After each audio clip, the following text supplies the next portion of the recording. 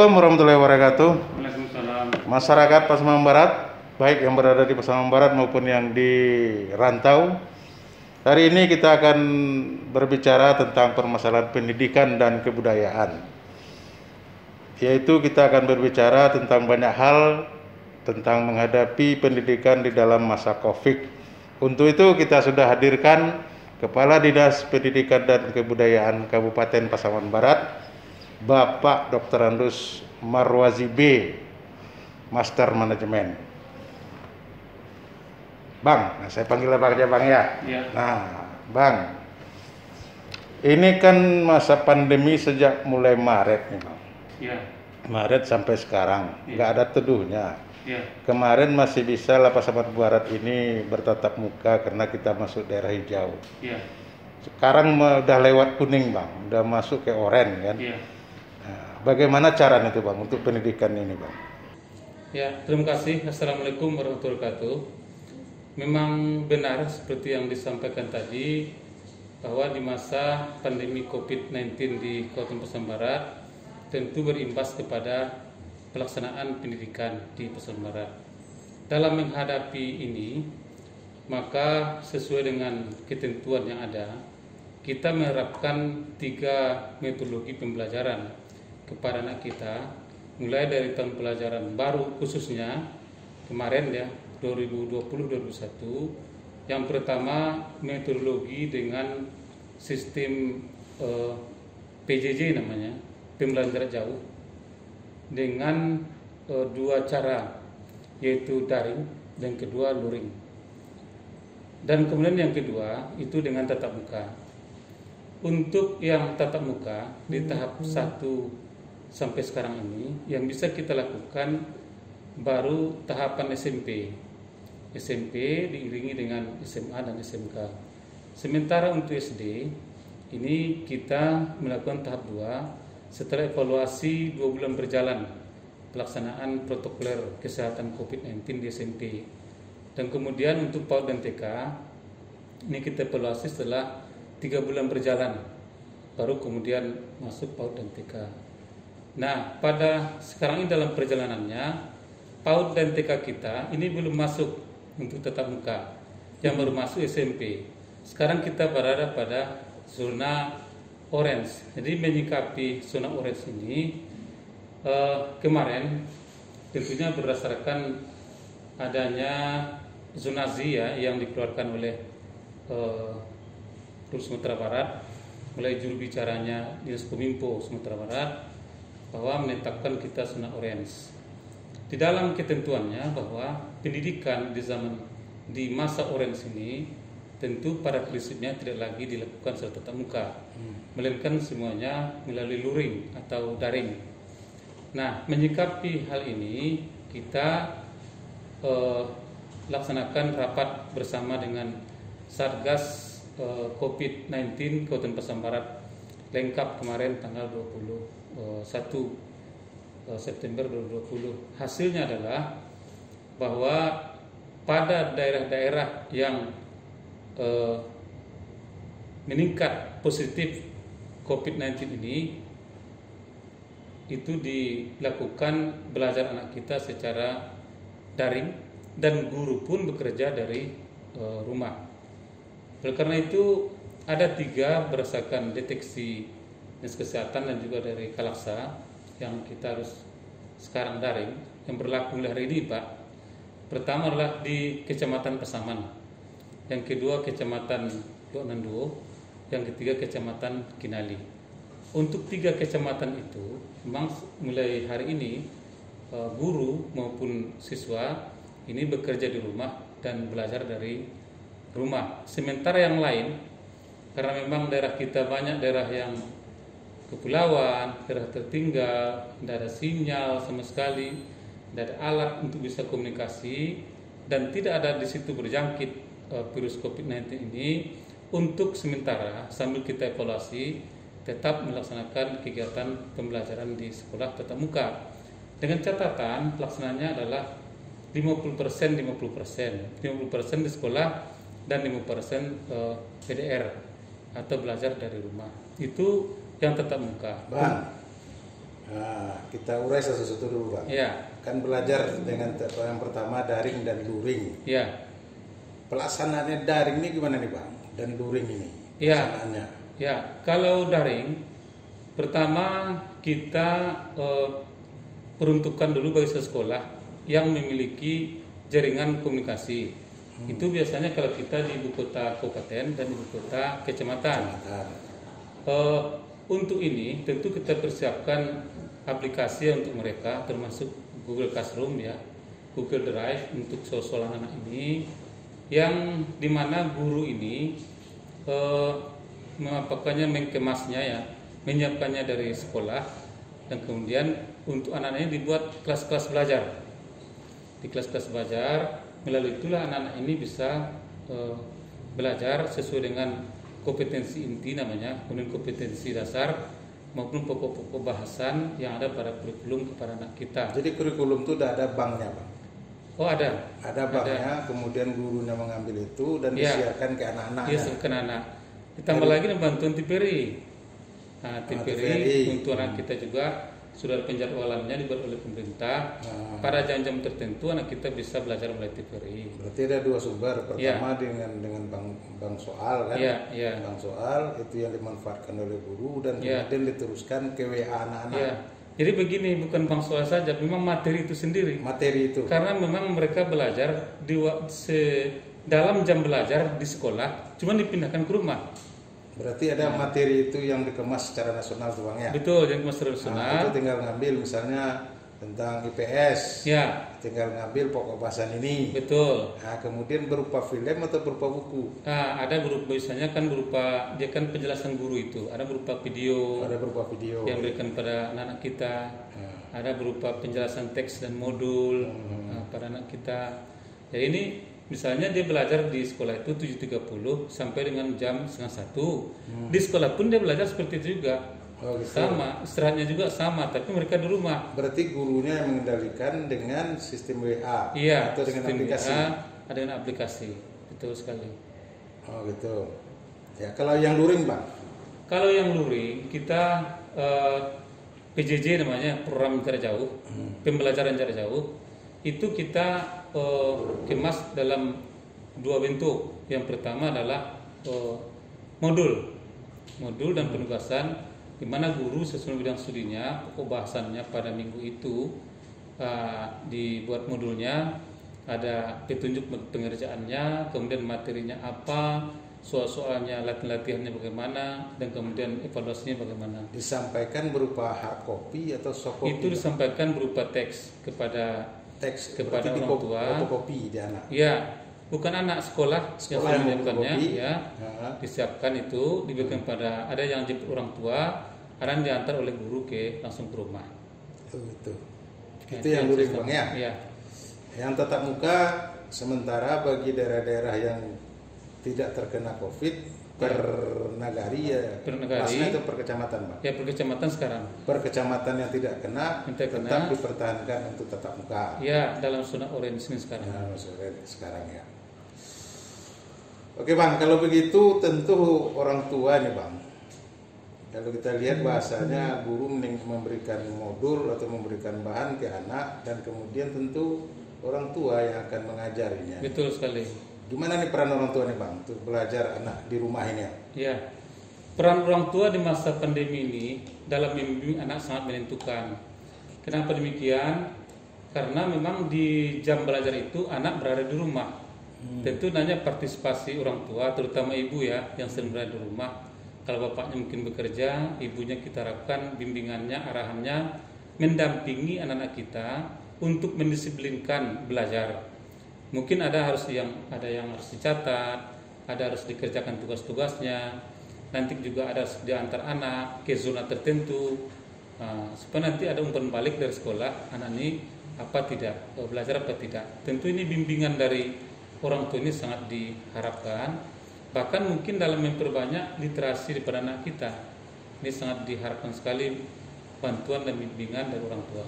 Cuma kebiasaan nih Bang, kebiasaan biasanya kalau anak bawa pekerjaan ke rumah itu PR-PR di zaman biasa kan? Iya. Itu PR-PR yang ngerjakan orang tuanya tuh Bang. Iya. Nah, sekarang gimana nih? Nah, inilah masalahnya. Jadi kalau kita terus untuk melaksanakan sosialisasi. Ya, Sosialisasi orang pada tua harus jadi guru untuk anaknya. jadi guru pada untuk sementara dalam COVID ini membantu program pembelajarannya sehingga sinkron antara apa yang di sekolah dan apa yang di rumah. Ya, kalau orang tuanya yang gaptek, Ya. orang tuanya tidak berpendidikan. Iya. Ah, gimana Kalau cara orang tuanya keluar? berpendidikan, minimal dia mau untuk mendisiplin anaknya belajar.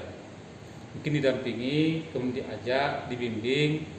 Kalau tidak bisa menguasai materinya atau menambahkan materi atau menjelaskan materinya, minimal dia bisa untuk membimbing anak ini dan mendisiplinkan anak ini untuk belajar di rumah dan memenuhi protokoler COVID-19.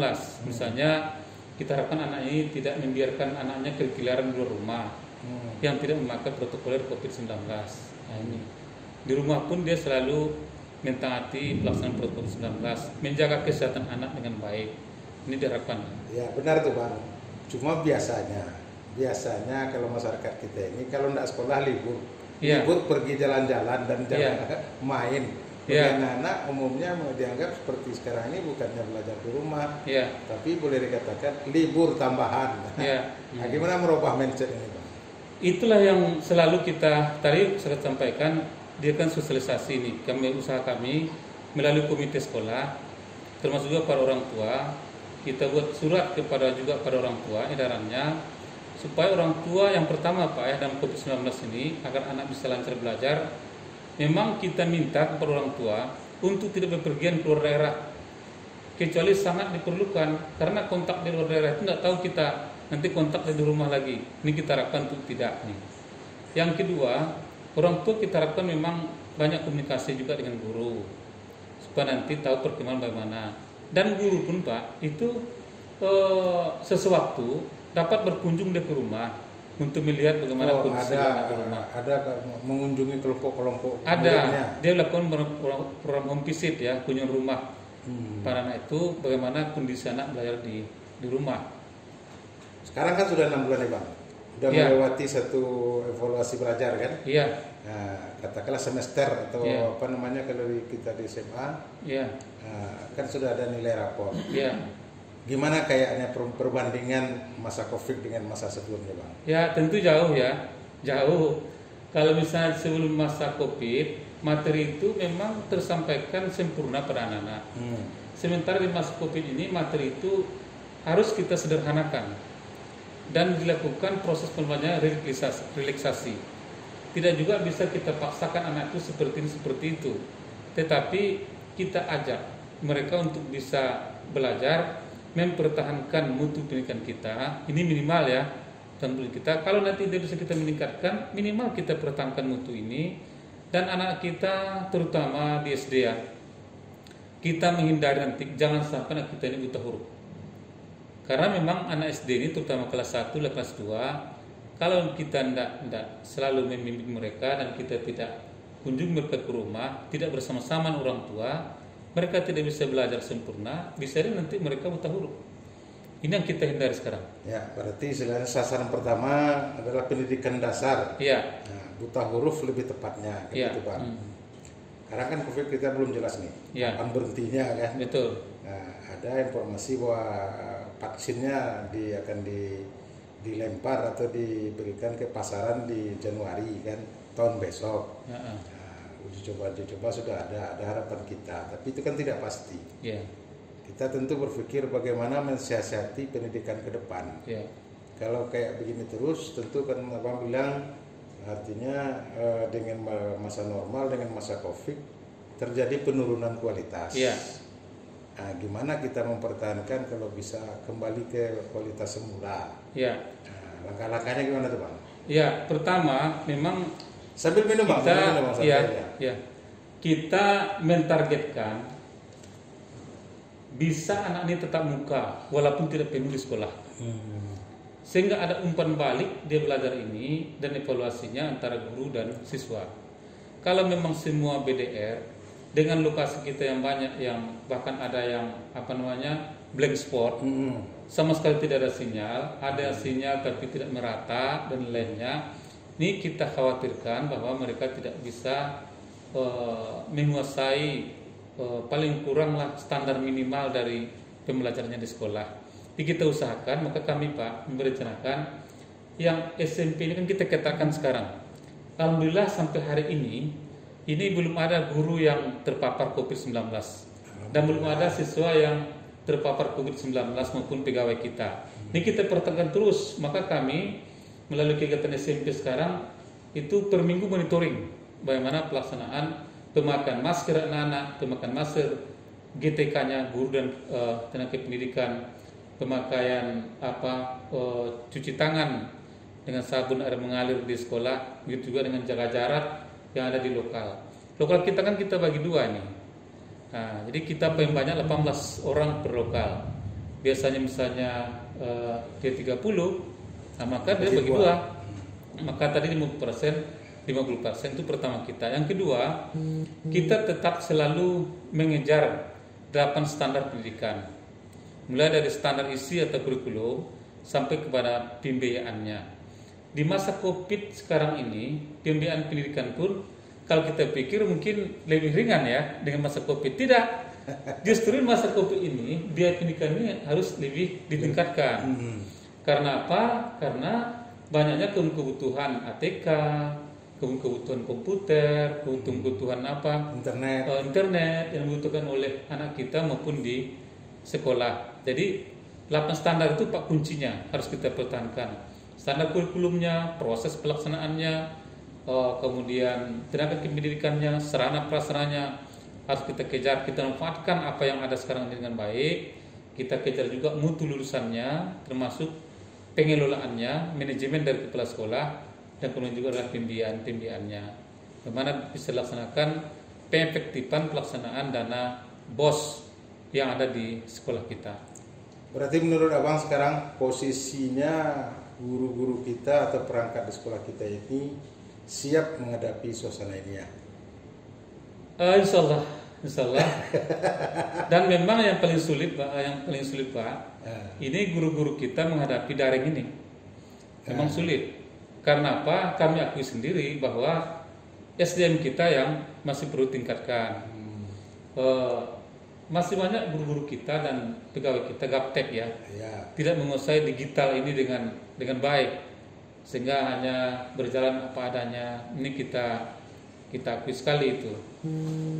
Tapi tentu kita harus selalu optimis dan memberikan pembinaan yang rutin kepada guru-guru kita. Ada yang perlu Bang tambahkan masalah pendidikan nih Bang? Ya, mungkin yang perlu saya tambahkan yang pertama, kita memang harus melihat bahwa pendidikan ini urusan wajib ya, dan plan dasar ya, plan dasar yang harus mendapat perhatian dari kita bersama-sama, terutama pemerintah.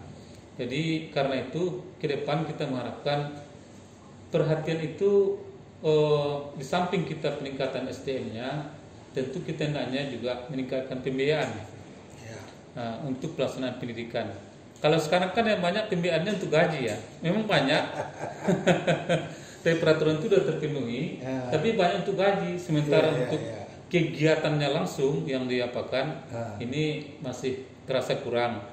Syukurlah bahwa Pak kita mendapatkan perhatian dari APBN dana pusat ya maupun DAK untuk kegiatan fisik kita di sekolah.